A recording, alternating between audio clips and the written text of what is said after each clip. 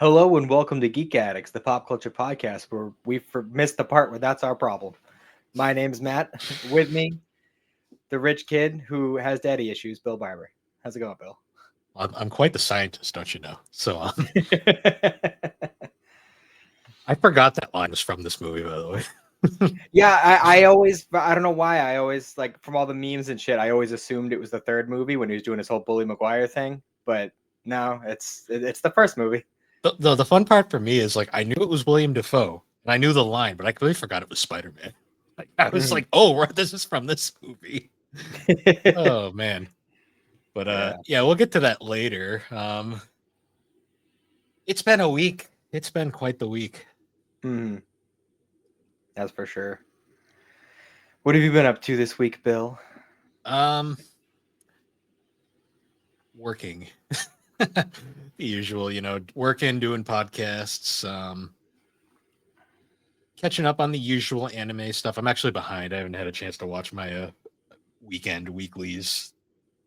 Yeah, I haven't watched Apothecary Diaries or Solo Leveling yet.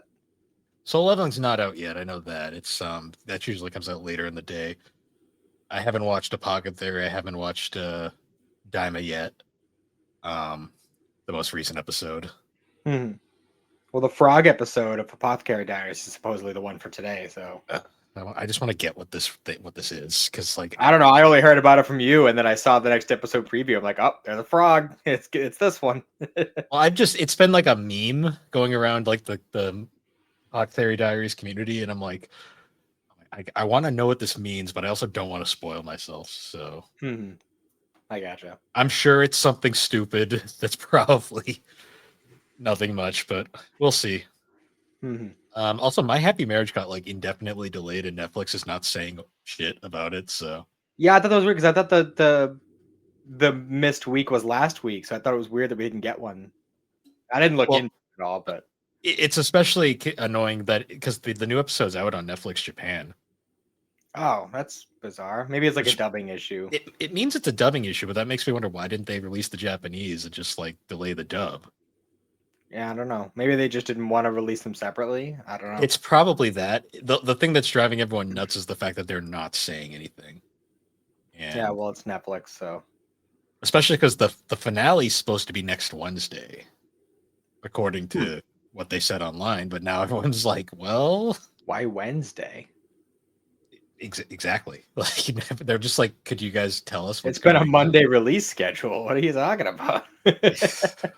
I don't know. Netflix is dropping the ball hard on this one because now everybody's flocking to like illegal streaming sites, and Netflix is going to get none of those views. Yep, that's about right.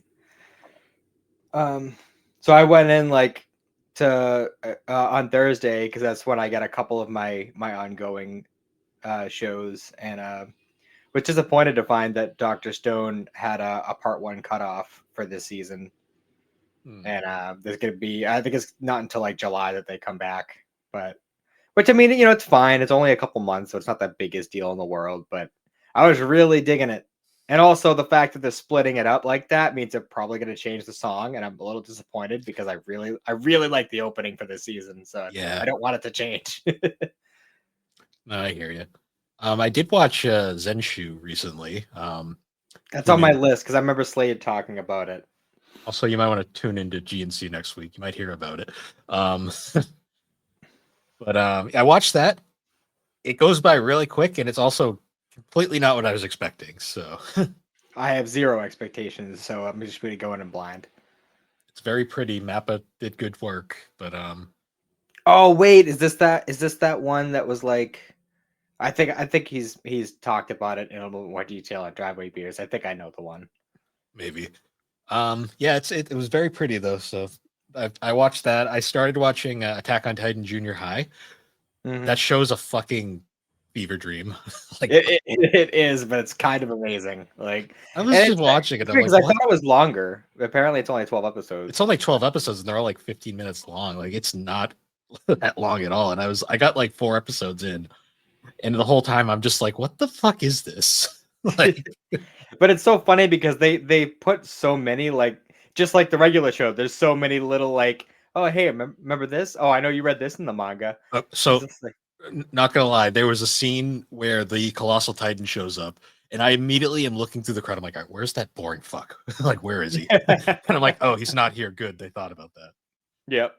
That's the whole fucking thing where he just grabs his lunch and just Yeah, I was just like, I was the like, whole like concept with that show is just goofy as fuck, and I'm kind of here for it. I don't know. I like Levi as like the president of the anti Titan Club or whatever. Hmm. That It's was pretty funny. great. Um, but yeah, that's a fun show. I finished catching up with My Hero, so Nice. I'm just waiting for the final season. Although I believe the spin-off show is coming out very soon. It might even be this week. I'm not sure. Hmm. Um, but I guess that's gonna be like a prequel thing because like the setup for My Hero like kind of it says that like the whole like everybody kind of developing powers thing started like a long time ago. Hmm. Like it's been going on for like 100 years, 150 years, something like that. And this is supposed to be taking place like towards the beginning of that. I don't know how close, but in that range. So that should Hmm. be interesting. Yeah, look. I don't know how it's gonna handle like timeline kind of shit because like obviously like the mainline series takes place in like more modern day setting. So is it gonna be like I'm like wondering like is it gonna be like an old school like Meiji era Japan but all these superheroes? Like I don't know. I'm curious. Hmm. Um We have to wait and see. but yeah, I finished that and I also uh went through Sakamoto Days. Nice. Um, I enjoyed it. I thought it was a very fun show, but I don't know, maybe something about it made me feel like I would have liked it more if I had watched it week to week. It was very fun week to week. Like it was a very good week to because it's very serialized. Yeah, I feel like if I had watched it that way, I would have gotten more out of it, if that makes sense. Not Yeah. to say I didn't enjoy it. I thought it was very fun, but yeah, Um, it's just the structure of it. I feel like would have worked better for a week to week watch. I'll save saying anything because you might want to check into GNC next week. Hint, hint.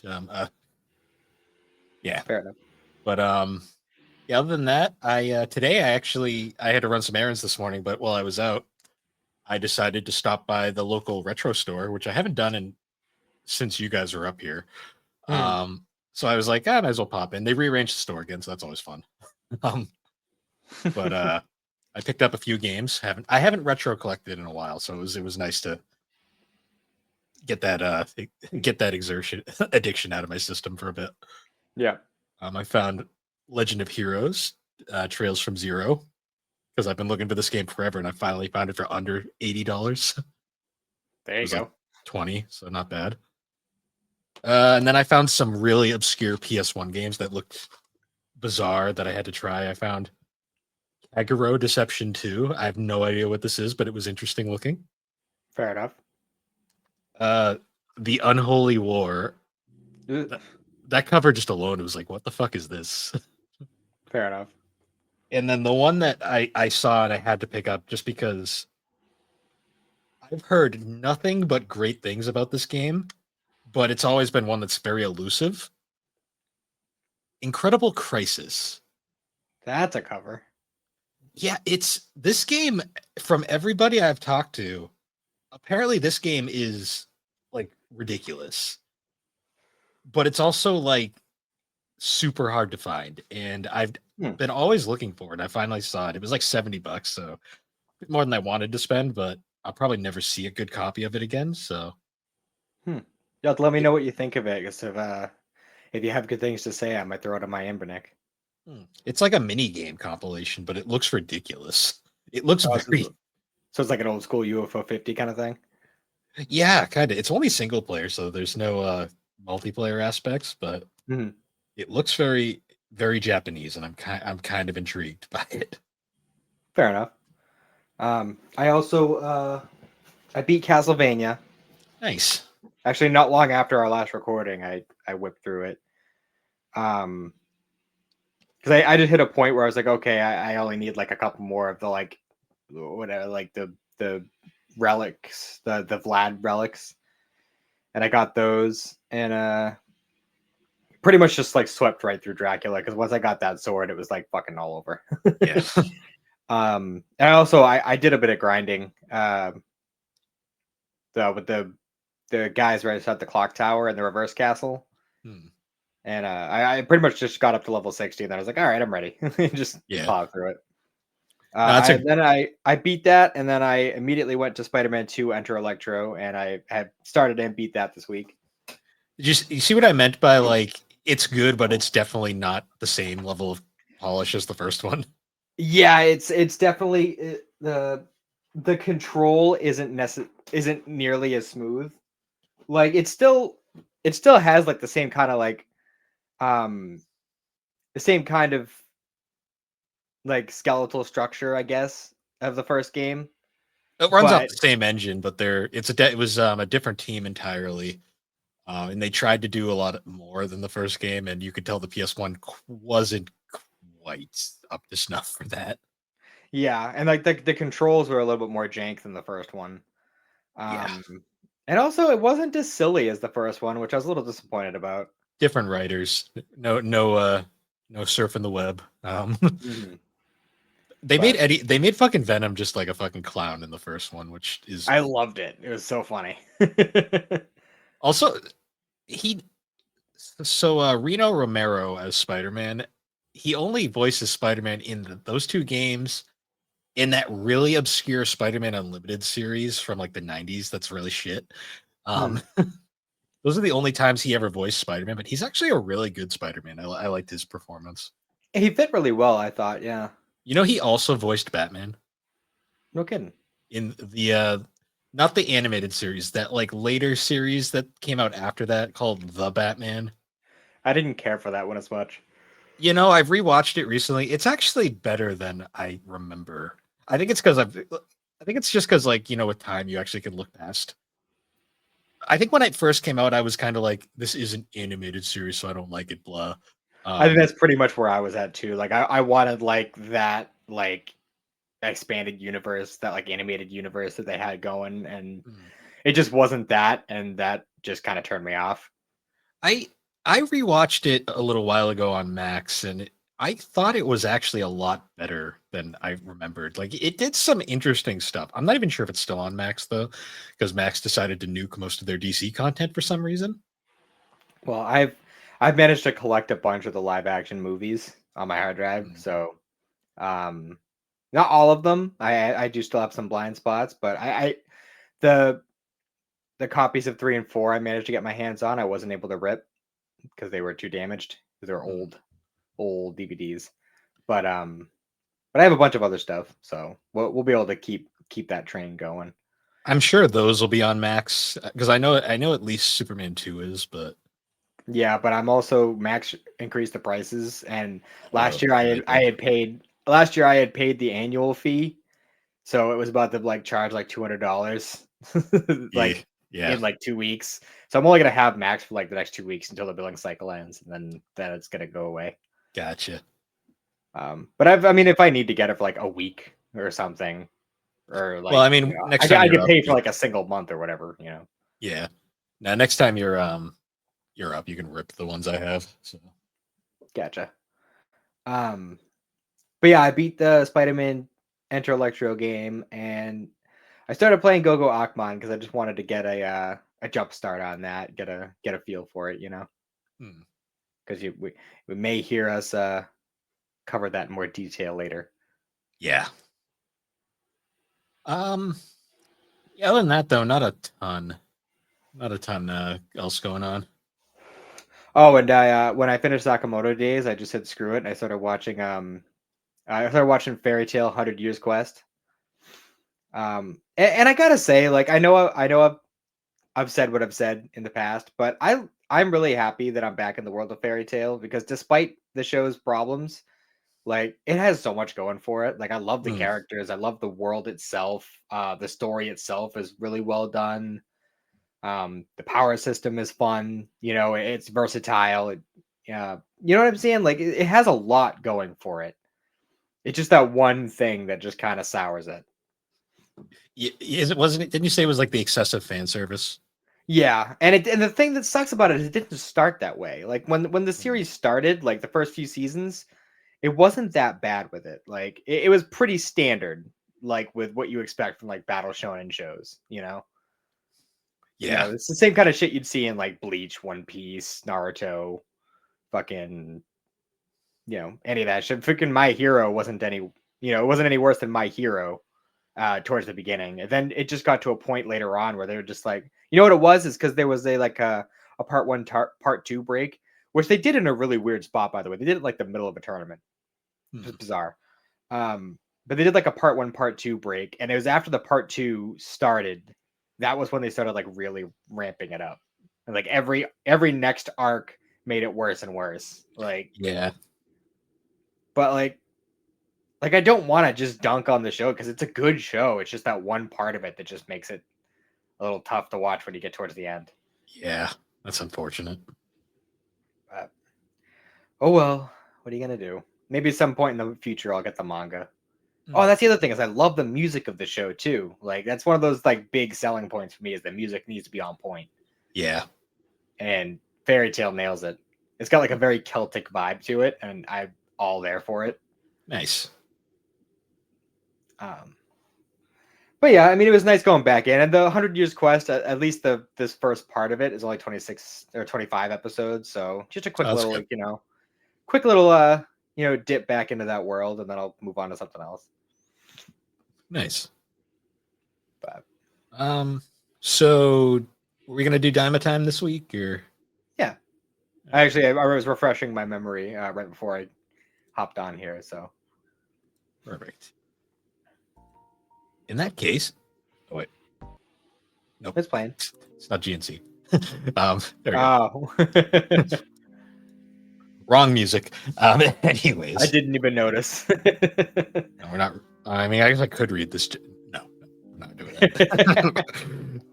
Alex would fucking go ballistic if I read it here and didn't on GNC. Yeah, right now. Let me see. How many calories? So we're on episode 12. I don't remember what the title was for this episode.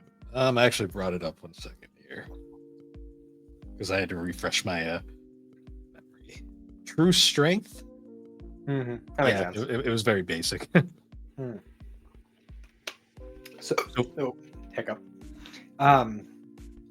So much like the title implies, this is a very fight heavy episode. Not a whole lot going on story-wise. Vegeta gets his flowers for once. Yeah, right.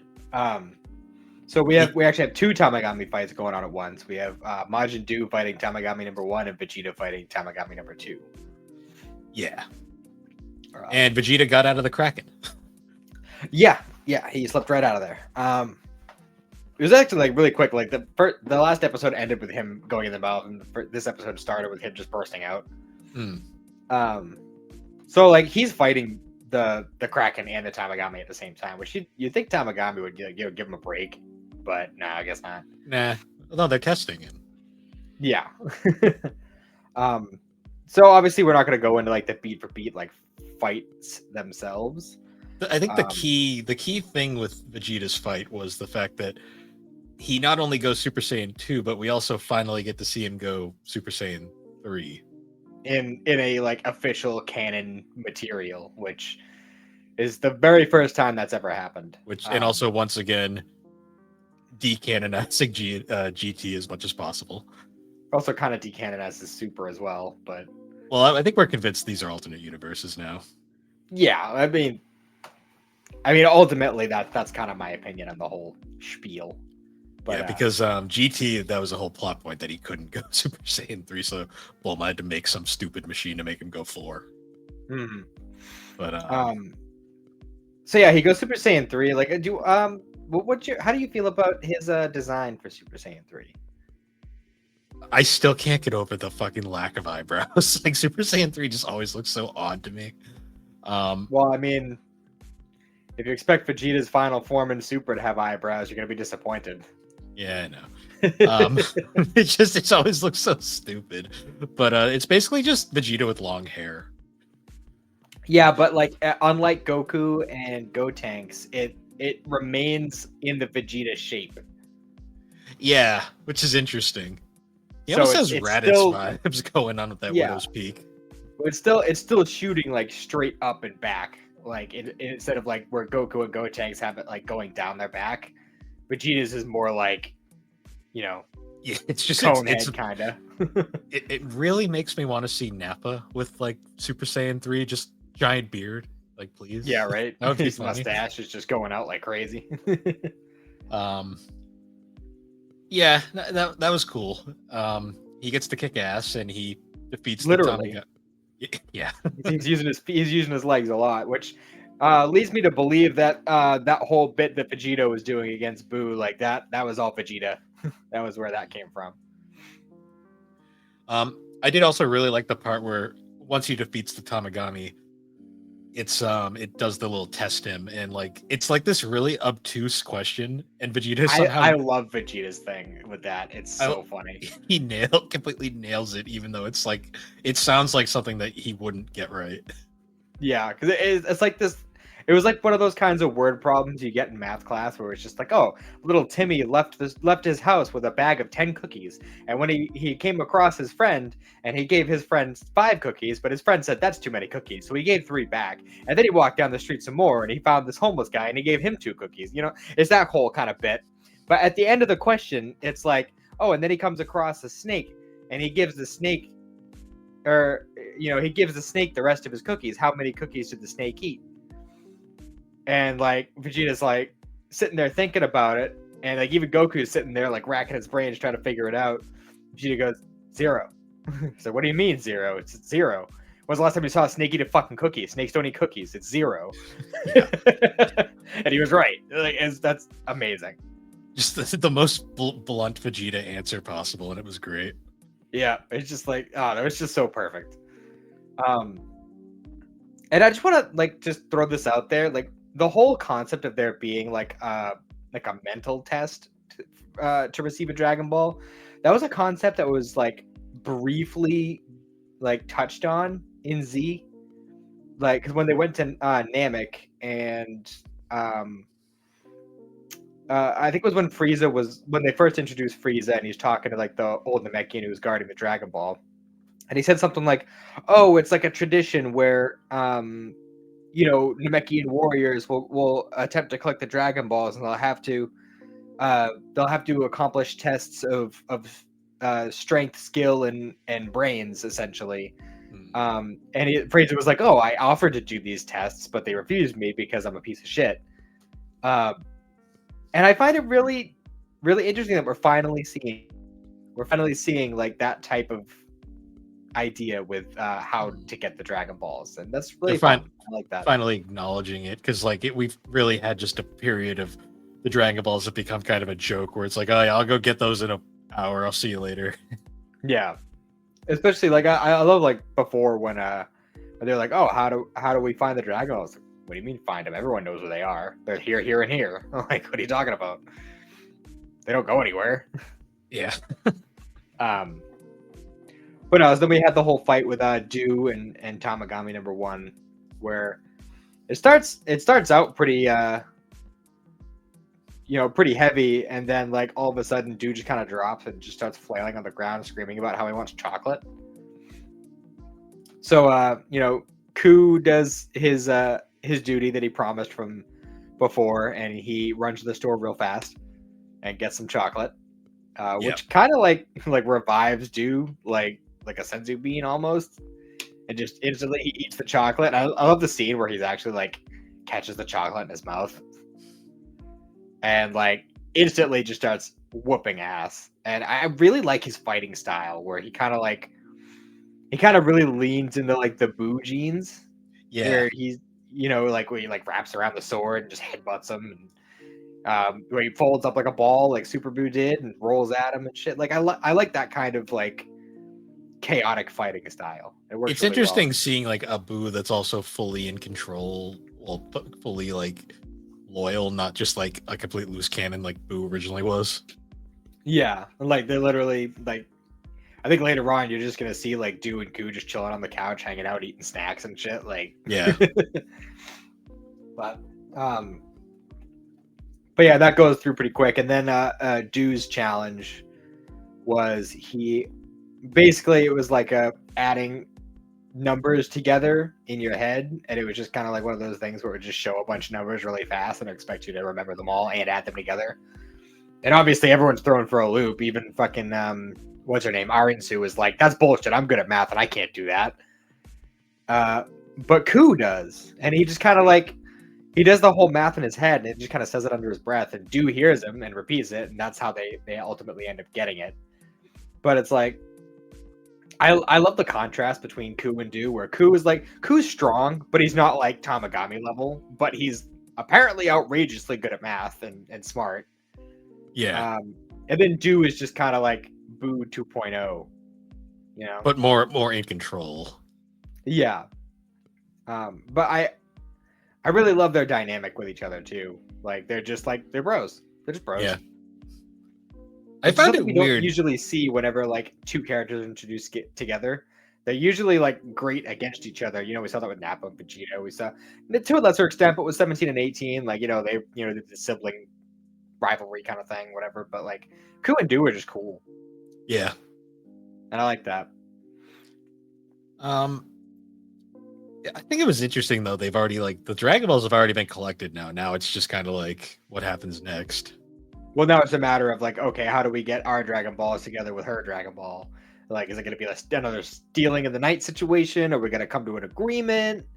Am I also, like their asses? Like, I like how it's really unclear who's working for who at this point. Yeah, because even like when Goma and Degasu like realize that Tamagami #1 is fighting someone, and they see who it is, and like they're even like, was it Degasu was like, oh well, maybe they're just like getting the Dragon Ball for us so that we don't have to worry about those other guys getting it.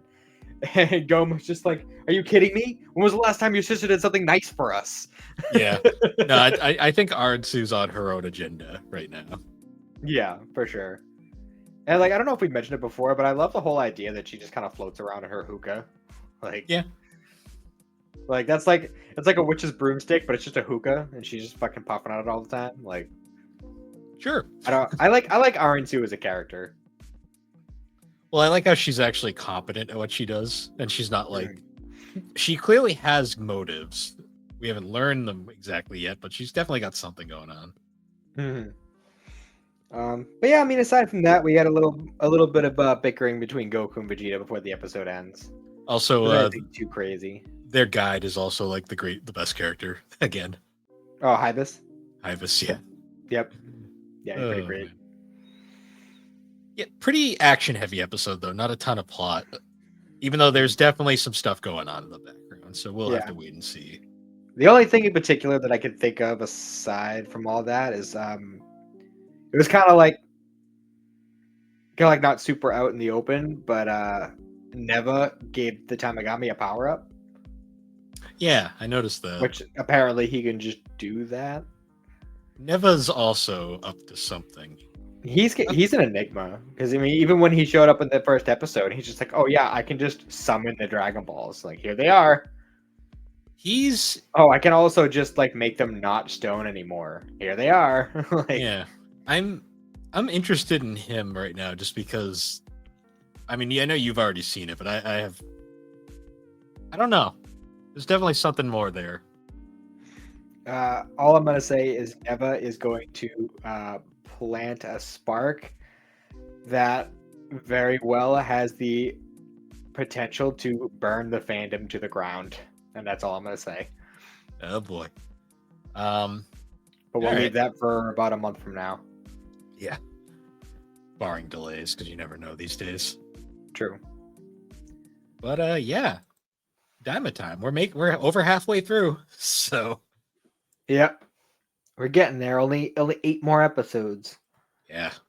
It's crazy. But what's not crazy is I don't know, this movie is also kind of crazy. For this episode, we're talking about the 2002 Sam Raimi Spider-Man film. Yep. And I just want to say right here at the top, like after watching this a couple of times this week, like and I've really like I've found myself looking at it in a very different way than I ever have. And Mhm. maybe it's just for the age, maybe it's because I'm a parent now, maybe it's I don't know, it could be any number of things.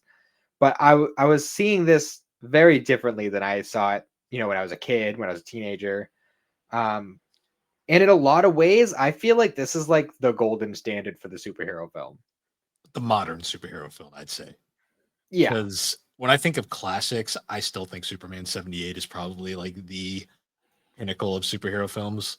Yeah, well, For when it like, comes to like turn of the century. yeah, for modern film practices, Spider-Man, the original Spider-Man, this movie has aged in most regards. There's a few things we'll get into, but in most regards, this film has aged wonderfully. For sure. It still looks good, even for like 2002. I mean, yeah, there's some product placement that made me laugh, but There's a couple scenes that are a little rough with the CG or the green screen, but yeah, for the most part, a lot of it holds up very well. oh man. So similar to our Superman 78 and our Batman 89 retrospectives, we're not going to go beat for beat. We're going to kind of just go over the film and kind of give our thoughts on a lot of it. Mhm, Um, so the first thing I wanted to bring up right away was Sam Raimi's direction. mhm, It has a style to it that I think a lot of superhero films just don't have. And it was very apparent when he did the that Doctor Strange film years mhm. later that it's like you watch that and you go, "Oh yeah, I remember this." Yep, for sure. Um, I thought it was weird because I don't remember if this is like something that's happened in superhero movies up to this point, but the whole like, who am I? Like, I'm that guy over there. Like, was this like one of the first movies that like really did that? Because there was like a while where we were seeing a lot of movies that were doing that. It's just like, oh, like, who am I? Like, we bet you're wondering how I got in this predicament. That It whole was whole. definitely the first superhero film to do that because I know Batman definitely didn't do that. Um, Also, the build up, like the start, was very like this movie just kind of starts and it goes from there, and I was like, wow. Um, It's also very interesting watching this nowadays because you got to remember this what came out 2002. Spider-Man was in a much different place in 2000 in the Mhm, early 2000s than he is now for sure. because nowadays Marvel doesn't know what the fuck to do with him. Um, he actually had a competent direction in the early 2000s. So Well, that's because it didn't have to tie into anything. It was his own thing, so they could kind of just do what they will. it was that, and also they Marvel hadn't forever roadblocked the character into being stuck in like his pathetic like teenager self. Mhm. Like he was able to grow and actually develop. I'm going to preface this right now. I have serious issues with how Marvel has handled Spider-Man since 2007. So, Yeah, that's um, fair. so Um, I'm getting my because you got to also remember too. I'm a bigger DC fan. Marvel, I was always mostly a Spider-Man fan. That was it. mhm. And Marvel absolutely destroyed any interest I had in following Marvel comics in 2007. So get that out of the way now. Fair enough. Actually, funny you say that. I've been reading Deadpool comics. I'm sure Deadpool's fine. I just have a certain comic came out in 2007 from regarding Spider-Man, and it's ruined any interest I've ever had in checking out Marvel stuff again. So, Fair enough. Um, so yeah, I just want to say at the top, like, I'm kind of torn on the Peter Parker character in this movie oh, because Toby, good old he's Toby. he's 50% one of the most relatable characters I've ever seen in my life, and 50% like the worst friend on the planet. Yeah. Um, like, like honestly, like in a lot of ways, like I don't blame Harry for the direction he went. I don't. is it bad that I forgot about the Mary Jane Harry relationship entirely? Yeah, that's fair. I But completely like forgot that was a thing. I was like, oh right, he just straight up swoops in there. for real, like, well, I mean, with Harry, it's like I get it, because they did the whole thing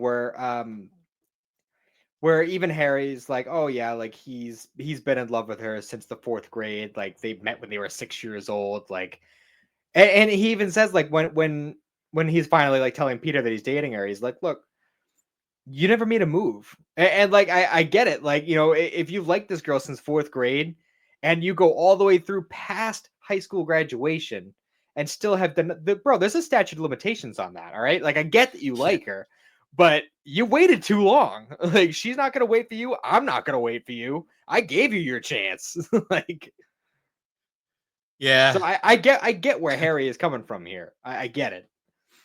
I forgot how pathetic they made Peter at the start of this film too. Yeah, even like the super nerds like couldn't stand him, which I thought Yeah. was like really over the top, but I was just whatever. like, I forgot about him chasing the bus, and I was like, damn, like how is he? Yeah. First off, how's he keeping up with the damn thing? Because there's no way anyone's that fast. But But it's the city. It's not like the traffic's moving that fast. true. Also the fact that the bus driver was a massive asshole too. Like, I was like, Well, you know, God damn. again, he's a public driver in New York, so Yeah. Um, I want to bring up like right at the start though, Tobey Maguire as Peter Parker / Spider-Man. It's interesting looking back because I still think he was probably too old for this role when he took it.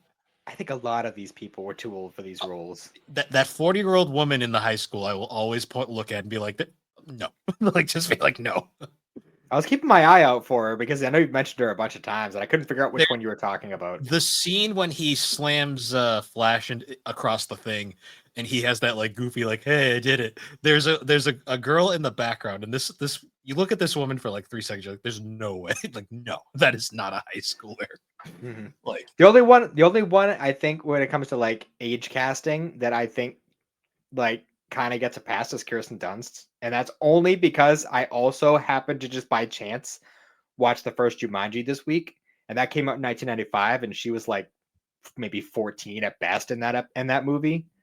yeah, And so that means like she couldn't be older than like 22, 23. So I mean she's still with like relatively within the realm of high school age. So I forgot they gave her a wig in this movie. To be honest, um, I didn't know if it was a wig or not. I mean, I people was use reading wigs about. and they also dye hair, so I never know. So I only noticed because I was watching all three of these, just because like once you watch the first one, I'm gonna like I want to go see the second, and I believe the third movie was the one where she actually dyed her hair for the role, and there's a big difference when you look at between the first two and that one.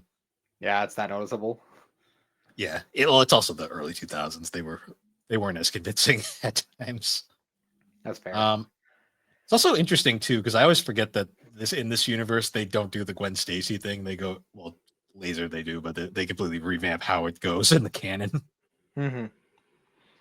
Also, I couldn't stop myself from thinking of the Amazing Spider-Man at one point because there's that scene where it was like the big parade when Green Goblin makes his like big debut, and when Mary Jane falls from the balcony and Spider-Man catches her, and they do the whole like kind of bungee save where they stop like this close to the ground, like they just barely make it, and all I could think of was the end of Amazing Spider-Man 2. Like, Andrew would be real fucking mad if he saw this scene. Yeah. Well, yeah, because yeah. um, yeah. We probably should talk about the fucking Green Goblin costume and the one thing in this movie that has not aged well. I mean, I kind of get what they were going for, but it definitely doesn't look great, and it looks very stiff, like for It's sure. the plastic mask is what it just even back then I'm like that looks goofy as fuck. Thankfully we've seen No Way Home. Is it No Way Home or Far From Home? I can never remember the two. No Way Home. In No Way Home, he actually gets an updated costume, which looks so much better. Um, that being said, though, William Dafoe, fucking love him Yeah, in this movie. absolutely kills it. He is so fucking cartoony about it, and I love every second of it. I just love that voice. Like anytime I hear like Green Goblin in anything now, I'm always like, it's got to be Dafoe because Dafoe. Yep. The mirror scene is my favorite scene in this movie because it's so fucking good. Yep. And you know what's funny too is that you said this movie came out in 2002. Mhm. So this would have been like right around the same time that Lord of the Rings Two Towers came out, and they did a very similar like split personality talking to each other kind of scene with with Gollum looking into a pool of water and they did like the exact same kind of like back and forth between the reflection and the actual face. And like, I don't know, it just works so fucking well. I love it. Yeah, I just like the casting in this movie is surprisingly decent. Like, yeah, some of them are probably too old for their roles in certain degrees, but I love Tobey Maguire as Spider-Man. I know Mhm. that might just be nostalgia speaking. Um, Well, there are some actors. There are some actors that are literally born to play certain roles, right? mhm, And we get. I don't know if Tobey Maguire necessarily falls into that realm. He's great in this movie and in this movie series, but J.K. Simmons, that the fact that they brought him back because he's that perfect. yeah, like he was born to play JJJ, like Yeah, no question. Like he's there's just some like so he killed every scene he was in. I not only absolutely loved it. does he look just like him, but like the voice, that voice is perfection. Like Yep. the I know I don't think it's this movie, but the laugh and "you're serious" line, like that is still one of the perfect Yep. moments in like there's a reason they brought him back for any time they need that character to show up. Mhm. And just like like when he first like comes in asking for the job, he comes in with the pictures. He's like, "Oh, look, there he is. You know, I got these great pictures." And he's like, "Oh, freelance, perfect thing for a kid your age." Blah blah blah. And he's just like, you know, keep coming in. Maybe I'll pay for you. Maybe I'll pay you for him. Well, Maybe I won't. Or I'll my, send my you some meat. How about some Christmas meat? yeah, like my favorite is he's like $200. He's like $200, but these pictures are great. He's like, well, fine, take them somewhere else. And then Peter actually like wraps it up, starts walking away. He's like, nah, come back here. $300, that's the standard freelance wage. And he's like, all right, I was just fucking with you, kid. Come back. He's like, "I'm just trying Uh, to grift you. That's all. There's, you know, that's what we I got to do also in the city. You know." I also love this. I love the scene too, where he's like, Peter's trying to hit on the girl out in the office, and he's like, "I'm a cameraman," and she's like, "I can see that." You know what's funny too? That's fucking Elizabeth Banks. Like Yeah, I didn't even like I totally forgot that she was in this movie. yeah. It's just so funny. Like I love just how fucking awkward Tobey Maguire makes that character because Yeah. I always say he was like the best, like Peter. Like Andrew Garfield probably was a better Spider-Man, like the actual in the costume scenes, but Toby had that perfect, just pathetic dork like Yeah, vibe to him. Garfield definitely got like the quippy one-liners part of Spider-Man like down pat for sure.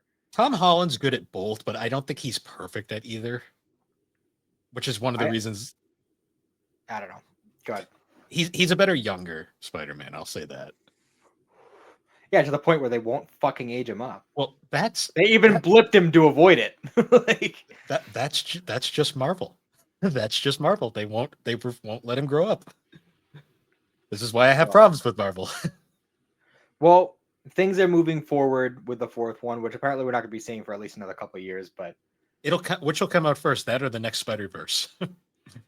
it's a good question. It's a good question. Spider Which I would like to cover the Spider-Verse movies at some point on here as well. I watched both of those like this weekend actually. Not I this weekend, I, I last still weekend. I still haven't seen the second one, but I enjoyed the first one a lot. Hmm. Um, that actually was the one like when I heard that No Way Home was happening, like they were bringing back all the Spider-Man and shit. I was just like, please, for the love of God, make Tobey Maguire like the old grizzled, like jaded Peter Parker that we get from Spider-Verse. And we didn't quite get that. Honestly, I think Andrew Garfield fit that role more. Yeah. But Well, Andrew Garfield's design is definitely closer to what Peter B is. Peter B though is like is actually like exactly what I would want from Spider-Man, where they actually let him grow the fuck up. yeah, for sure. Um, Well, that's why I like Miles Morales as a character because it's actually like, look, there's your young Spider-Man. You can do whatever you want with him, and let Peter grow the fuck up, please. yeah, and they made him super overpowered for no reason, but Yeah, whatever. I know, I know. Because I think Uh, Spider-Man didn't already have enough going for him. yeah. Um, Back to the film though. James, what about James Franco as Harry? this is one of those like roles where like because I mean at this point like we've seen James Franco be like the cheesy goofy comedy character so many times and like going back to his roots because this was like his big breakout role like this was like the role that made him um and I love seeing him in these kind of more serious roles because it really shows like how good he actually is at acting. Mm. Because there's so many scenes, like even just going to like look at the graduation scene, right? Where like, and at this point we've already had like some different exchanges with him, but like there's a scene where Will Dafoe comes up to him and he's like, "Oh, you know, not the first time I've been proven wrong. You know, you did it. Good for you." And like that's such like a backhanded compliment, and you can see that on his face too when he's like kind of processing what was just said to him. But at the same time, he's like happy because one thing you'll notice throughout this movie is like he is like craving attention from his dad. Like Oh yeah. he wants daddy's love, you know, and he's like, okay, I'm getting a little bit of that attention. Like great, like this is my moment, awesome. And then he literally just shoves him aside and says, "Oh, Peter, I'm so sorry to hear about your uncle. Here, let me pull you aside, and we'll have a nice father son conversation." And you see James Franco in the background as they're talking, like, what the fuck? Like, and you And can see that's it on his face, like the sheer like crushing disappointment. And he just like shoulders up and walks away. well, Like, look, he then immediately goes and Max on Mary Jane, and I'm like, damn, he did that in a spike. yeah, Like right. I was convinced because it's every time he did stuff like that, I was always like, I'm like, Peter didn't really do anything wrong here, but I get it. I get it, man. Well, that's the thing is like I don't necessarily. I mean, we'll get to that stuff later on with the whole Mary Jane thing. But as far as like throughout this whole movie, and I think to a greater or lesser degree, like throughout his whole arc, throughout the three movies, he is constantly competing with somebody for attention, for recognition, for affection. Um, you know, he has to compete with Peter. Actually, it's usually Peter. He has to compete with Peter for his dad's attention and affection. He has to compete with Peter for the girl he loves, attention and affection. And even when he doesn't know it's Peter, when it's Spider-Man, he's still dealing with that. And then later on, obviously, when he finds out, you know, obviously that's going to have a whole effect on him, which, you know, in a lot of ways, like watching this movie really made me say, huh, I get the whole new Goblin shtick he had going. I get it, man. He had every right, not every right, but like I don't blame him. I The don't. thing with that is like you get it, but at the same time, it's like Peter isn't even. It's completely unintentional. Like Peter's just trying to live his life, and this stuff just kind of happens. But Yeah, granted, that's Spider-Man mythos, basically.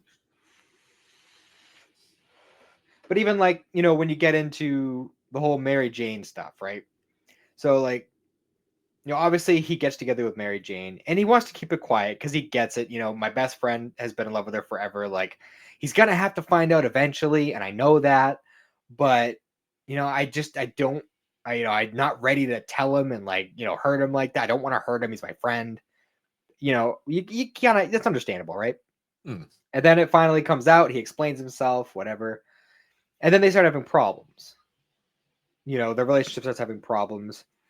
And when they're having the whole hospital scene and Peter and Mary Jane are talking and like she's kind of like asking about Spider-Man and even like there's so many scenes like it's hard for me to pin down individual ones because there's scenes where you can tell Mary Jane's fucking pulling some strings here too because she knows how he feels, right? She knows how Toby feels, Yeah, but and she's fishing for it while she's dating his best friend. You can see it very, very visibly, like yeah, that she's was a like, weird choice in what do this film you because think of me? How do you think about this? Why don't you tell me your opinion? Like, she's like very like you can tell she's playing coy with him.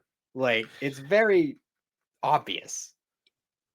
that was the thing about this movie that I found very interesting because the portrayal of Mary Jane is interesting to me because I know a lot of people don't they consider Kristen Dunst's performance as like the worst Mary Jane there has been, which debatable, but I didn't hate it. I just thought it was they're trying something different because they were going with a very different direction. Because I know in the comics, Mary Jane was originally Harry's girlfriend because he was with Gwen Stacy at the time, and then they kind of stuff happened there. I haven't read enough Spider Man to really remember the exact, but Mhm.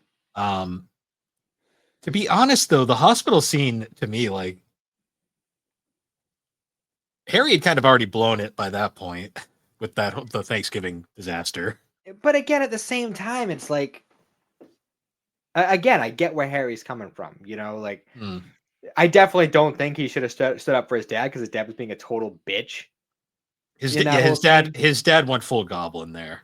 Yeah, exactly, and that's what it was, and it's not even necessarily his fault. Like, yeah, he had his shitty moments raising him, but past the point of fucking goblin being a thing, like a lot of that stuff wasn't technically his fault because he keeps having these personality switches, and that keeps fucking with him. And like you can see him in the moments of weakness where like at his core he's not like a bad guy. He No, just because we see that he's just constantly getting beaten down. because we see that in No Way Home later when he comes back when he briefly has his sanity again. Yeah. Um and yeah, like the whole Thanksgiving scene, um I definitely don't think Harry should have stood up for his dad. But when she's like, "Oh, you didn't defend me, this and that, blah blah blah," I'm like, he kind of did, like, but it's not like he had a whole lot of chance to get in there. Um, Yeah. Did you and then notice like, too, like the first half of this movie is paced like incredibly well, and then the second half is very quick? yeah, it speeds right by. It's almost like Probably they wish they had like an extra half hour. it's probably it was if this movie was made nowadays, debatable whether it'd be good or not the same way, but they would have been able to actually flesh everything out because movie runtimes can be like long now. Yeah, but then at the same time, you had the original Superman movie, which is like 2.5 hours long. So I mean, I guess The early maybe it was just in 2000s that weird was middle point. the early 2000s. That was just a weird thing. A lot of movies it was like it had to be just under the 2 hour mark. Yeah. But at the same time, like I say, like I don't know how long Mary Jane and Harry were dating by that point. Um, Not very long but from the way it seemed. but well, I mean, it had to have been, A couple we'll say, because months obviously maybe. it's Thanksgiving, right?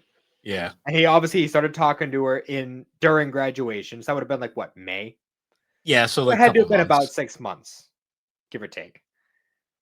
So you'd think they would know each other well enough to that point where she would have a general idea of like how Harry is as a person. You'd His think I will. issues, his strengths, his weaknesses, everything else. Obviously, he's got daddy issues. That's very clear Yeah, from the rip.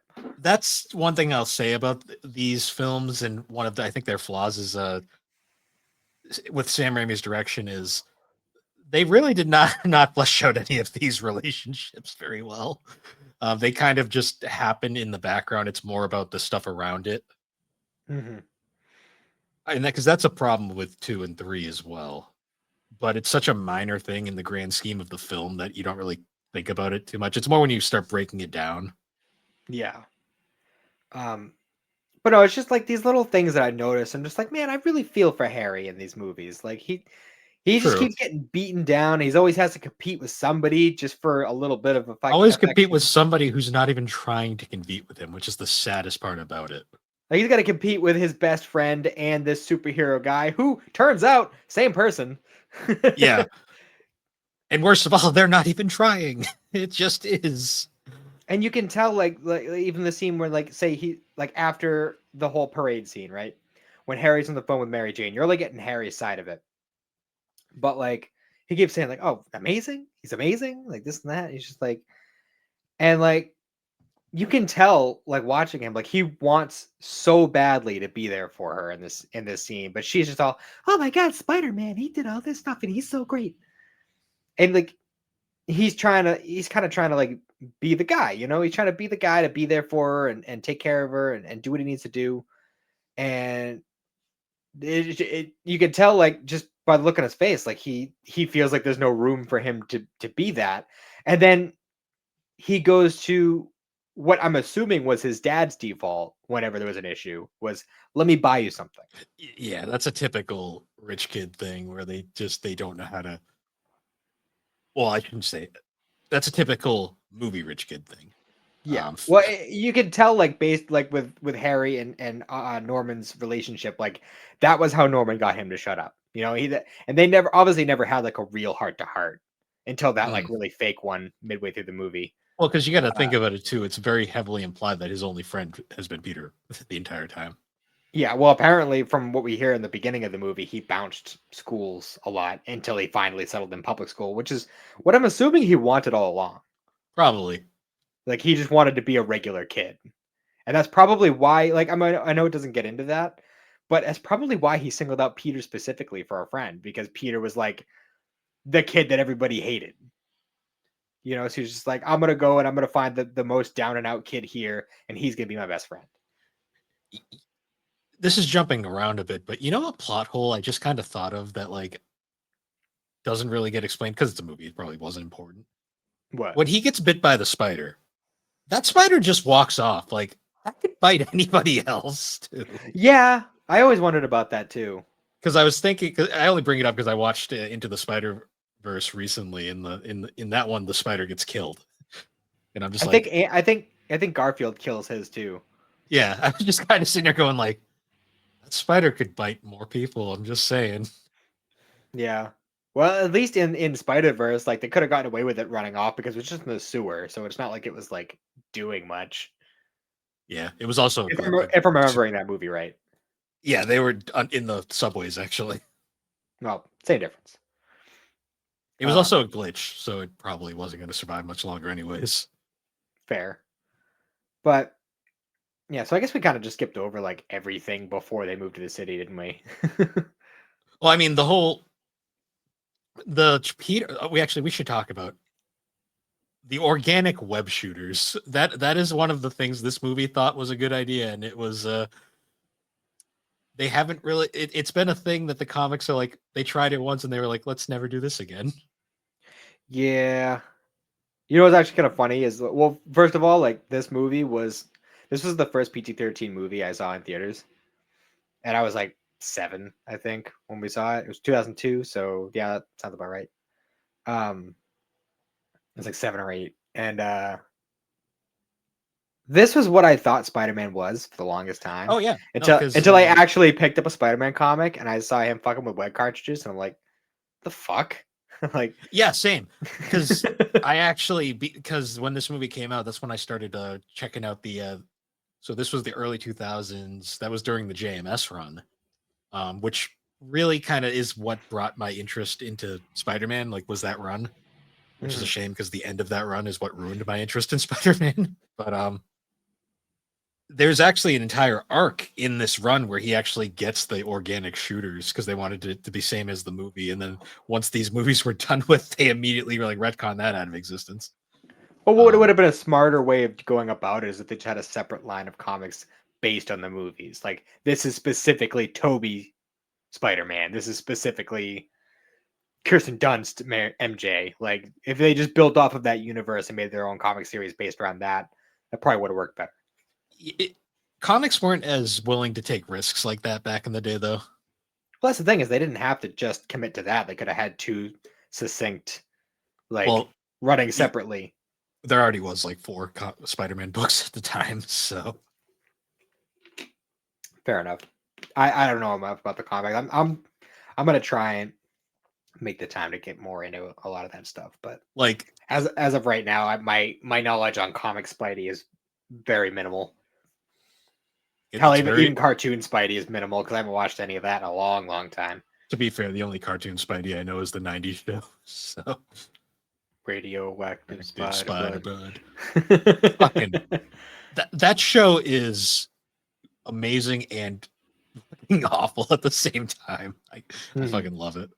You know what's funny Um, is I think I saw the movie and then I was like, oh, Spider-Man cartoon is on. And I don't even remember like what the context was. It might have been like a dream or something, but it was like, I think it was right after Peter got bit by the spider. And I don't know if it was a dream he was having or if this actually happened or something, but like Aunt May walks into his bedroom and he's just a fucking spider with a human head on the fucking yeah, ceiling. I've I'm seen like, that. what the fuck is happening? That show had some moments. Like I still the scene where he's like in like the black suit and he's all like his emotions are all over the place. I always think of the scene with Shocker where he's like, Shocker! Like, oh man, fucking such a dumb show, but I loved it. Yeah. See, DC was by far the better cartoon people at that time, but Marvel had some moments. Like the X-Men show and that Spider-Man show had their moments. Yeah, for sure. But yeah, I don't know if we want to talk about like any of the, like pre-Spider-Man stuff, like when he was like before his powers, then when he was just kind of getting used to them. Well, before his powers, there's really not a lot. He just kind of is that awkward nerd. He keeps trying to take photos of spiders, and the God, cartoon bullies are so fucking stupid. I hate cartoon bullies so much Yeah, yeah, because the freaking they're crocodile fucking with him. they're both unrealistic and heavily exaggerated compared to what actual bullies are like. Yeah, yeah. Like to me, like the best like comedy bullies in media that there's ever been are Bulk and Skull from fucking Power Rangers. Like those guys, that's how you do a comedic bully because they're just dumb. Like they're not like I hate when they're like they're trying to be realistic, but nobody understands what bullying actually is, so they always go make it way too exaggerated. I still like 30-year-old Flash Thompson in this movie. Then I like him more than the one we got in the MCU right now. Yeah, well, he's just a fucking meathead in this one. Like that's really Well, about it. that's what he should be though. That's what he's that's his whole deal. Well, I was forget because in comics he was Venom for a while. I guess that makes sense. I love how they name drop Eddie Brock. Like, Yeah, they brought the up Eddie. movie, They were like Eddie just getting photos, and we won't see Eddie until the third movie. which that's something, isn't it? Yeah, Topher Grace. Oh, I never forget the moment when I realized that was Topher Grace. Like, I and it didn't was like realize it it till was years way later. later, way Yeah, later. yeah. Like I was already out of my mom's place and everything. Like Spider-Man just happened to be on when I was visiting. I was like, "Holy shit, that's Eric Foreman." Well, it's because he has like blonde hair and he doesn't look like Eric Foreman. And then you hear it and you're like, wait a minute. Mm-hmm. Um, yeah, I'm trying to think. Like, I do love that cafeteria scene where like he's like just starting to have the realization that something. Well, actually, I like when he wakes up the next morning and he's suddenly fucking ripped. It's like, yeah, Yeah, that just right. happened overnight. My eyesight's better because I guess spiders have better eyesight. I don't know. He's just superhuman in this. I'm just like, okay, Does he have cool. like? Does he have like spider eyes? Like, does he actually have like a million eyes within his eye, and that's why he sees good? Like Sure, compound eyes or something? Like, sure. Let's go is with he like that. he got the compound eyes ability from Pokemon? Is that we got something like that going on? I also love the fact that like when he's going on his quest to like do that like wrestling thing to get the $3,000, it's entirely selfish why he's doing it. Yeah, he just wants to impress the girl. That's what it is. Yeah, buy a fucking stupid car that he's not even going to use. Yeah, Um, right. You live in New York, bro. Nobody drives. yeah, The only people who drive are taxi drivers and bus drivers. yeah, and it's just like he does that the wrestling. I did love the wrestling scene though, just because it's like it's such a stupid over the top variation of that. Yeah, I was really debating doing a bone saw thing for the opening of this episode, but I decided against I was it. just thinking of the scene where he's getting walked down into the ring and like the fucking stage girls and everyone's just fucking pelting him with shit. And I'm just like, God damn. Yeah. Also, I just want to say, like, when he does the whole like, I didn't sign up for no cage match, blah blah blah. They blatantly said, "Can he survive in the cage for 3 minutes?" when he was about to introduce him. So, like, he said it. Like, he did say it. Toby's not the smartest. Um, Also, like, who was the actress who was signing him up for the thing? Because she was super familiar. I know I've seen her in something before. that is a good question. There's actually a number of actors that I would see in like little bit roles in this movie. I'm like, this person ended up like being a big actor, and like that would happen a few times throughout this movie. See, the thing about these movies is I think a lot of them just happen to be friends of Sam Raimi because Sam Raimi had a lot of friends that he would just kind of have in every single movie. Oh, I see. So he's the Mike Flanagan of superhero movies. Well, that's why Bruce Campbell appears in freaking like every. That's what Bruce Campbell was the ring announcer. That's what it was. See, he was another one that I was just like, I know this guy. I know him. Oh, Octavia Spencer. Mhm. That was her name. She was the what else has she been in? She's not the lady from Ma, is she? She is. She was in Ma. Okay, that's what it was. She was like the main villain of that movie. That was a Yeah, fucked up movie. She's been in a lot of stuff. Yeah, I was gonna say like I know I've seen her around like for sure. Oh, wait a minute.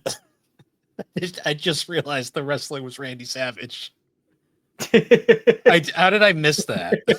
Jesus.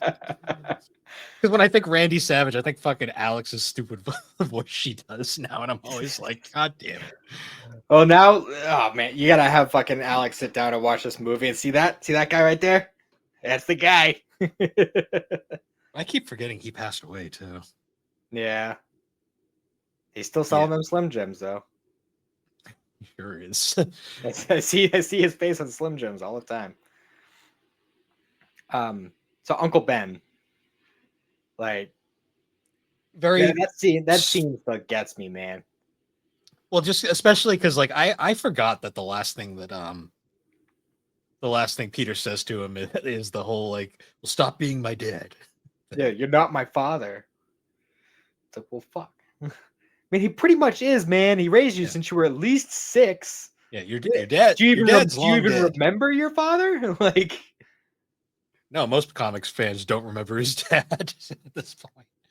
like I'm just saying, man. Like that was so fucked up. Like that kind of shit always kills me when I see that shit. It's like, oh well, he's dead. Like Well, that's for sure. especially when we find out in the third movie that it wasn't even the guy that Peter goes after, but Mm-hmm. which was completely a change for the movies, but that's besides the point. Yeah. Then Well, I mean, we find out it was a fucking accident too. Like yeah. that still kills me. But just the way that the way that the actor plays Uncle Ben like delivers that line where he's laying in the street. He just says Peter twice, but like the way he does it is just so on point, man. That Fucking that tears Toby your heart out. Maguire that Toby Maguire crying face is so iconic too, because you're like, God damn, only Toby could pull that off. Yep. And they sprayed something in his eyes for that because that was not a natural like way that tears go down No, at all. that's actually that is honestly tears, tears don't start in the middle, bro. that is like one of the honest appeals of Tobey Maguire's like portrayal of Peter Parker is like so many of his faces are so forced and unnatural that it's like it's actually kind of works for this role. Yeah, well, I mean, it's a live action version of a cartoon or of a comic book. It's in a lot of ways that's part of the reason why Will Dafoe does such a great job is because he's so fucking animated. Hell, it's one of the reasons why going back to Superman, why Christopher Reeve was such a good Superman. Mhm. Oh, and we also got a Superman-esque montage of Spider-Man just running around doing Spider-Man things. While taking photos of Well, himself. well, at first he was just doing Spider-Man things. Then he started taking photos when he realized that because Dr. Connors fired him apparently. Oh yeah, and they referenced that again later because Dr. Connors appears in the later films. Briefly, it's not important until the Amazing Spider-Man, but yeah. Well, he's in the third movie because he gives him the Venom specimen, but Right, yeah, that's right. They study it together. because he was supposed to be the lizard in the never released Spider-Man 4. That would have made a lot of sense. Apparently, Would have made a lot of sense. that movie had one of the worst scripts ever made, though, to the point where Sam Raimi quit. But I mean, he could have just requested a different script. I think there was a lot of politics on that one because he already had issues with 3 because remember Venom wasn't even supposed to be in 3. Yeah, they just kind of shoehorned him in there. That's why he doesn't show up until like 2/3 of the way through the movie. Well, yeah, that's also why like the first half is great. Like the Sandman stuff is awesome because like Sandman's actually was a good villain. Such a relatable character. Then the guy who played him was just really good. Hmm. I can't remember his name right now, but Yeah, but yeah. oh, did you catch the blink it or miss it Stan Lee cameo? No, I didn't. I was looking for him too. The scene where they're at the party before Green Goblin first shows up, the big festival thing. He is in the crowd. There's a quick blink it or miss it shot where he's like taking photos or something, and then like right when like the destruction starts happening, he grabs and saves a little girl, and like there's a brief like blink it or miss it moment. And I was like, oh, there's Stan. Oh, okay. Yeah, because I remembered him showing up in one of the later movies as a cameo, but I didn't remember him in this movie. He's in all of them, like because he's been doing cameos pretty much since the this movie. Was he in the X-Men, the original X-Men? I guess we'll find out when we cover it, but I don't remember. I know he's been in that universe because he was in Deadpool. yeah. The ridiculous Deadpool appearance. Yeah. He was also in the Spider-Verse movie, which got a chuckle out of me as well. Oh, was he? Yeah, he was the guy running the store. When Miles buys the crappy Spider-Man costume, and he's like, "Can I return it if it doesn't fit?" And then he like laughs and then points to the sign that says, "No, absolutely no returns." Oh, there's another thing I noticed when I was going through the Spider-Man games that Stan Lee like narrates it. Yeah, he does the narration for those two games. That was like back in the really. Well, I mean, let's be real. Stan Lee has always been kind of more of a figurehead than a creator for a long time. True. It got to a point where he just kind of became like the symbol. They basically Marvel paid him just to be Stan Lee. Like that was like what it was by that point. Hey, fucking whatever gets you there. Yeah. So I was thinking like that the scene where the one of the most infamous scene actually there's a lot of scenes in this movie now that I think about it. That creepy scene where the freaking scumbags go after Mary Jane, that was like I was like, damn, they did not give a crap back in the day. No, the iconic Spider-Man kiss scene. That scene still is iconic to this day. I was thinking that the scene where those like creeps are going after I'm like this is like borderline uncomfortable to watch right now. Yeah, especially since it's very, very apparent that she is not wearing a bra. Oh yeah, well, and it was raining, and I was like, whoa! I was like, yeah. Whoa! I'm like, I was like, hi, I did not notice this before. oh, yeah, your child brain's like, oh, is Spider-Man going to save the pretty lady? And then it's like, oh, it's like I think teenagers had their awakening there. Yeah, I think I might have had one unconsciously or something when I watched that because I loved this movie when I was a kid. I don't know if I just never realized it, but yeah, I was like, holy I crap. noticed it this time. Ooh, yeah, that happened. But also I forgot he didn't have his mask on for that fight scene. I'm like, how did she not see him? Like, it's very obviously him. It was a dark alley. The lighting True. was just right. The True. camera only needed to see her, not him. It's funny because I'm pretty sure this movie was the first movie that did the upside down kiss. Mm-hmm. And I'm pretty sure it's been replicated. It's one of the most, it's probably the most iconic thing from this film. Mm-hmm. Probably. And just branching off of that whole rant I had before about the whole love triangle. Like, even when like right before that whole mugging scene or whatever that was supposed to be, um, when he encounters her as Peter and is like, "Oh, hey, you had your audition and this and that," and like it's like, "Oh, how did you know about that?" Harry doesn't even know. He's like, "Oh, well, I have my ways." Essentially, Well, no, he was like, oh, Aunt May, your mom talked to Aunt May and it went across the grapevine, yeah. And then like, yeah, it's just one of those things, it just seems kind of like slimy behind the back shit because it's just like, oh yeah, I took 2 cabs and a bus and I just came out, blah blah. It just seems kind of fucked up. It just seems kind of fucked up, man. Yeah. I have to rewatch 2. I gotta like re-examine 2 again because I forget how their relationship is handled in 2. Hmm. If anything, Spider-Verse has the most realistic. And ironically, they're divorced in that. Um, Well, apparently, according to No Way Home, like Toby and MJ are good. So yeah. maybe we'll see something about that in the future because there's still a bunch of rumors that Stranger Things girl is going to play their kid in the next one. I've heard that. Because she was confirmed, she was cast as a character in that movie. They haven't like revealed who, but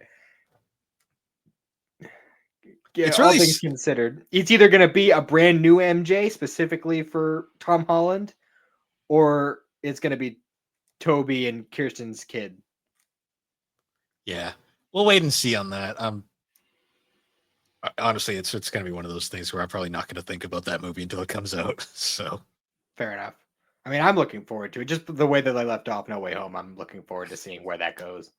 Which is weird because No Way Home is based off of the comic that made me quit reading Marvel comics. But it's a better way of handling that than they did in the comic. My God, but Mm-hmm.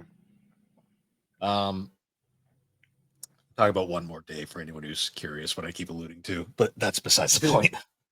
Also, Um, I also think it's kind of funny that the the last Spider-Man movie that we got set up the second Doctor Strange movie, which then was directed by Sam Raimi. well, there's rumors about. I have no idea whether they're true or not, but there were rumors going around about Sony was interested in making an actual official Spider-Man 4 and an Amazing Spider-Man 3. I was hearing a lot of rumors of like that after No Way Home, and I guess it's one of those things where we'll just have to wait and see. But Yeah, I don't think it's very likely. yeah. Well, if Sam Raimi hated what 4 was going to be that much, I highly doubt he's going to ever touch it again. But Yeah, but at the same time, like they're not going to give him the same fucking script. They're gonna give him something different to if be it came fair, down to though, it. if anything, Sony's just gotten worse at making making Marvel movies. So Yeah. Well, I mean, I can't. I really can't judge. The only, I mean, what products do they have aside from Spider-Man at this point? well, here's the thing: the Spider-Man movies, those are made with Marvel Studios. The The current ones, yes. Since Amazing 2, they've made, not counting the Spider-Verse movies, those are like good. Um, they've made the Venom trilogy, which is, eh. Um, I've heard good and I've heard bad. I haven't seen any of them, so I can't judge. I've watched the first two, and my thoughts were, eh. Like I was like, it's not bad, but it's not really good either. Um, there was Morbius. We all know about Morbius. Um, they just did that Craven the Hunter movie, which apparently was bad. Oh, and then Madam Web, that was also apparently bad. So Well, I haven't seen any. Literally the only ones out of all the stuff that they've done that I have seen is the Spider-Man movies, so I have no frame of reference. So yeah, it's kind of like they have no direction. That's the problem. That, and like people have gotten super comic book movie fans have gotten very particular about their movies now. So hmm. Well, that standard has been set, and the people who set that standard haven't even been following that standard lately. So no, they really haven't. Like they had to rely on a fucking Fox character to like their Fox stuff that they bought to actually make a well received movie recently. hmm. Yeah, the only Although the only two really good movies that have come out since the end of Phase 3 have been the Spider-Man one and the Deadpool Wolverine. yeah, And well the Doctor honestly, Strange is okay. I was gonna say I like the Doctor Strange movie, but I don't know what the general consensus is on that one. I've heard mixed things. I liked it just because I really like Sam Raimi as a director. Hmm. Um, I also like just the random, like, hey, look, it's Patrick Stewart. Huh? yeah, yeah. Check it out. I will I will say the Fantastic Four movie looks pretty good so far from the trailers I've seen. I haven't seen any of the trailers yet, so I couldn't tell you. It looks like they might finally get one that's good. I Or liked the original one. I know it's may not be the, like the best movie ever, but I thought it was very fun, fitting superhero movie for the time. the '05 movie is fine, but it's also very much, it's one of those things where it's like you watch it now and you're kind of like, yeah, I can see why people don't like this one, but at the same time it's safe. It's very safe. Hmm.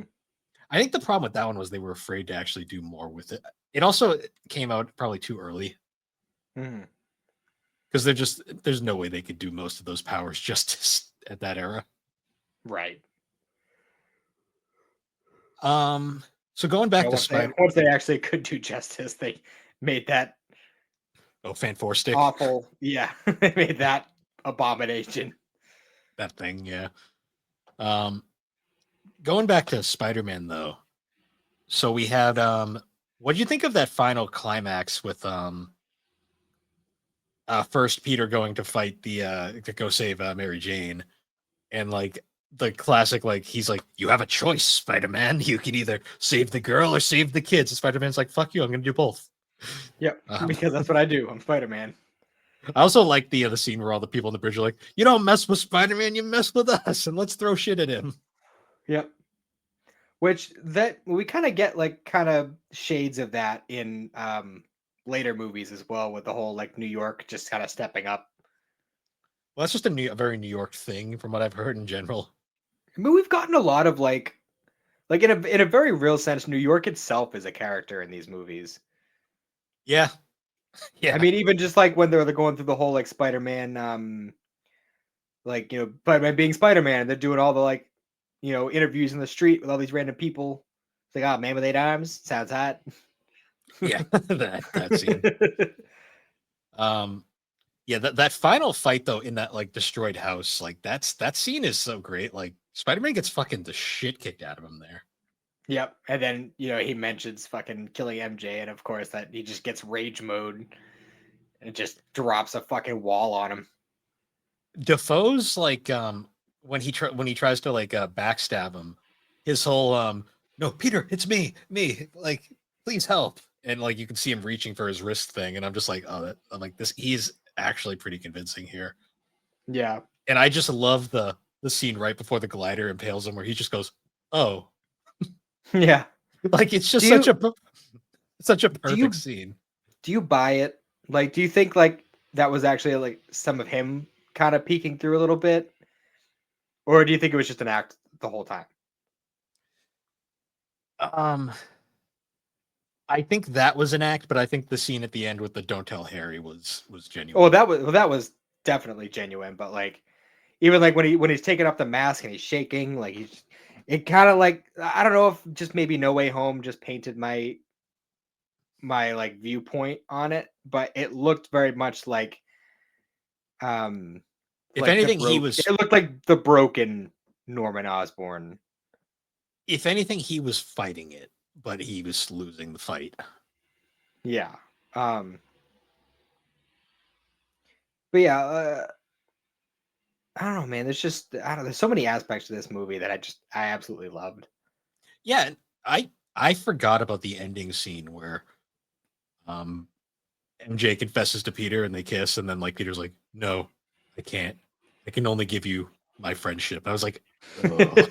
I was watching that. I was just like, "Ugh." Because I forgot that was a thing. I thought they actually got together at the end. Nope, nope. That was you must have been thinking of the second one because I'm pretty sure that's when that happens. Probably. I was just like the cringe, man. No, the cringe. Yeah. One thing I want to give props to Jameson Mm. because when Green Goblin's knocking on the doors and trying to figure out who the hell Spider-Man is, and he bursts into the office and Peter had like just walked out too. And he's just like, who takes the pictures of Spider-Man? He's like, I don't know. They get sent in by the mail. He's like, his instant reaction was protect Peter. Well, I think the thing with JJJ has always been he cares about Peter. He just hates Spider-Man. Mm-hmm. Like he gives Peter that whole like tough love kind of thing, but he does secretly care about him. Yeah. And that's just one of those things where like those kinds of moments are the ones that like really reveal like the kind of person you are.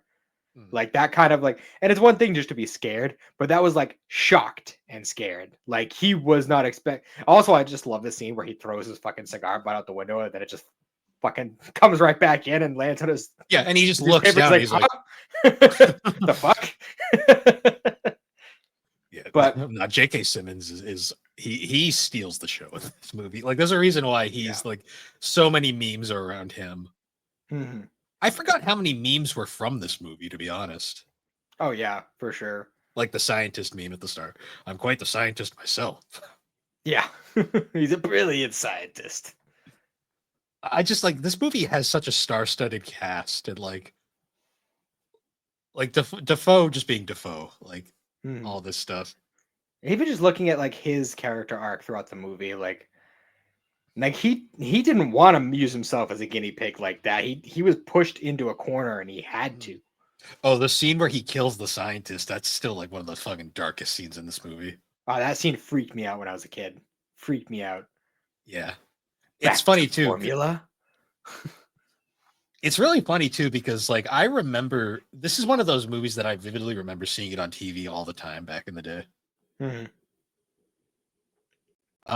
Also we didn't talk about her, but Aunt May. What do you think of her casting? This was pretty much what my mental image of Aunt May was for the longest time. Rosemary Harris, To the point where she was revealed in Civil Civil War. War, I was like, what the fuck is this? Oh yeah, like even fucking Robert Downey Jr. makes the comment of like, you're oddly attractive aunt. And I was just like, when I saw that, because I knew they were gonna do something completely different. I'm like, don't make. I'm like, for the my in the theater when I saw that, my thought was, don't make Aunt May hot. Don't make Aunt May hot. Don't do it. Stop.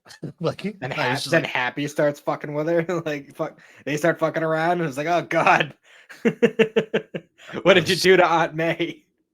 well, because Aunt May has always been like a fossil, like a relic. Like, and I'm always like, to the point where it's like, just let her goddamn die.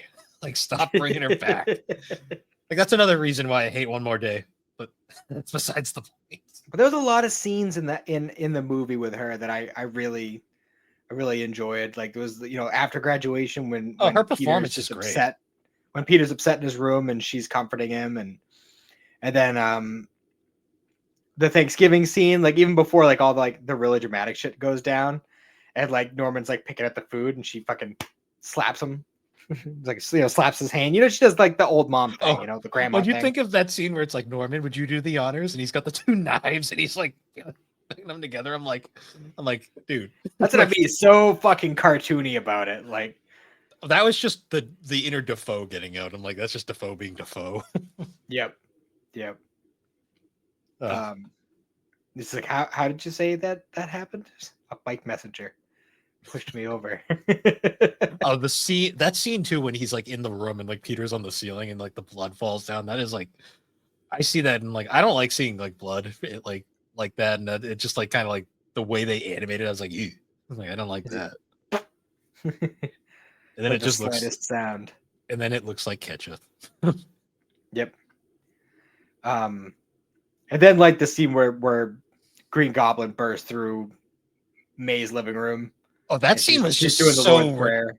ridiculous. I was like, God damn! Like, Finish it. how did that lady not have a fucking heart attack right there? For real? And she's in the hospital, just oh. There's so much about this movie that you wouldn't think would work because it's just so fucking cartoony, but like it works. The whole thing works. Well, also those just unintentional, those like subtle, like creepy moments that like Sam Raimi is just like a master of. Mhm. Like, it's such a good movie. Yeah. It's just amazing to me. Like, this was like the start of this new era of superhero films, and like they really started with a bang because like we had just got off of because like right before this was Batman and Robin, and that movie basically killed the Well, superhero movie for a while. we did have the first X-Men between the Was that Batman first? series, and Oh yeah, that was X-Men came out in 2000. That was 2000. 2000. Yeah. Yeah, that's true. X-Men really did kind of start it, although I still think X2 was probably the better of the early ones. Yeah, I'd say yeah, probably. I think it might just be I prefer Sam Raimi's direction over Bryan Singer's. Not that I have problems with Bryan Singer as a director, but I do think Yeah. those first two X-Men movies were very good. Yeah, and X-Men and Spider-Man have a very similar situation going on where the first two movies are really good. Then the I third mean, movie happens and it's like, I will say Spider-Man 3 has good moments. true. X3 is I mean, not so X3 much. has some good shit too, but it's mostly like the um, comic book fan boner kind of good moments. Yeah. Like Ian McKellen floating the Golden Gate Bridge across the fucking, like that kind of shit. See, with Spider-Man 3, I just think of like legit, if it had just been Sandman and like the new Goblin, it would have been a much better movie. The adding the Venom shit really makes that movie a little bit. In a way, I mean, obviously we'll get more into it when we get there, but I feel like the new Goblin wouldn't have worked quite as well without having that extra villain. It didn't necessarily have to be Venom. It could have been anybody. It could have been fucking Vulture for all we know. But Well, if they'd kept the black suit and just had Peter be like the third villain, in a sense, like I feel like having Because I think the black suit was always supposed to be there. I think adding Venom was the thing that kind of broke that movie. I think it's kind of weird to have the black suit and not Venom, but okay. It's been done before. It's like they could have alluded to Venom eventually. It's a thing. It's kind of like could have been like a little bit of the symbiote on the bar kind of situation. yeah. Yeah, I get that, but I just feel like the impact of the whole journey of like the whole Harry's journey in the third movie would have been like I just don't feel like it would have been necessary for Spider-Man and Harry to team up against just Sandman, especially since Sandman wasn't like a villain. He's a tragic villain, I think is the best way to describe him. Yeah. Like that's what I'm saying. Like he's not evil. Like it makes more sense to have a team up against someone like Venom than Sandman. True. But at the same time, it's one of those things where you'd have to completely rewrite the movie to make it work if you want to include those aspects. Which I think is the reason why that movie doesn't work. Mm-hmm. But you have to bring it back to formula. Yeah. Yeah. But yeah, so Spider-Man 1, a good film, honestly. It's held up a lot better, although I did laugh when I saw that giant singular wireless sign. Yeah. Or even just like the scene where he's jumping on the rooftops. Like that was such a bad green screen moment. I will say a lot of this movie did look good, aside from some of the fashion choices where I'm like, oh yeah, that was early 2000s, all right. Oh yeah. Yeah, I like this movie though. I'm looking forward to covering 2 because I know 2 is like the movie. Yeah, for a lot of people. I feel like most people consider 2 to be the best of the trilogy. Yeah, I'd say so. But yeah, so I believe the next time we cover a superhero film, we're going to cover X-Men 1. Mm-hmm. I believe that was our idea. But for next week, we're going to actually be doing some web animation now, where we're going to be covering the first season of Red vs. Blue. Yes. Something I've been wanting to do for a while, because that one kind of like scratches the itch of like video game related stuff, and then also, some like kind of like nerdy, not television, but you know what I mean, like that kind of a production, we'll say. Yeah, so that'll be fun, and we'll get that out, and then I believe after that we're going to start Toriyama month. Mm-hmm. So we'll be looking forward to that. But anyways, guys, once again, thank you for joining us on the Gaming and Collecting.